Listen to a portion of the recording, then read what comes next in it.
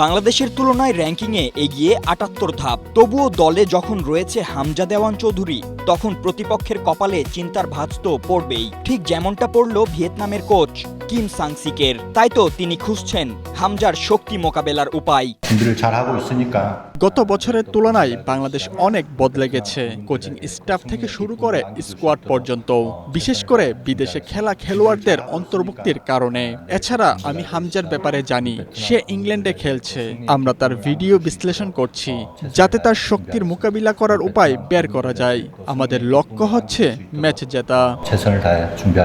Injury কাটিয়ে দীর্ঘ বিরতির পর দলে ফেরায় হামজাকে নিয়ে দারুণ উদ্দীপনা বাংলাদেশ শিবিরে। দীর্ঘ ভ্রমণের ক্লান্তি সত্ত্বেও মাঠে নামার ব্যাপারে নিজের আগ্রহ ও প্রস্তুতির কথা জানিয়েছেন ২৮ বছর বয়সী এই ফুটবলার। তবে হামজার ওপর অতিরিক্ত কাজের চাপ দিতে নারাজ কাবরেরা।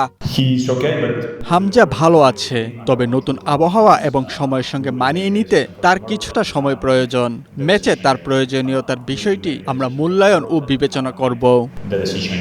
বৃহস্পতিবার বাংলাদেশ সময় সন্ধ্যা ৬টায় প্রীতি ম্যাচে ভিয়েতনামের মুখোমুখি হবে বাংলাদেশ। Fatin Ishrak, Asia post.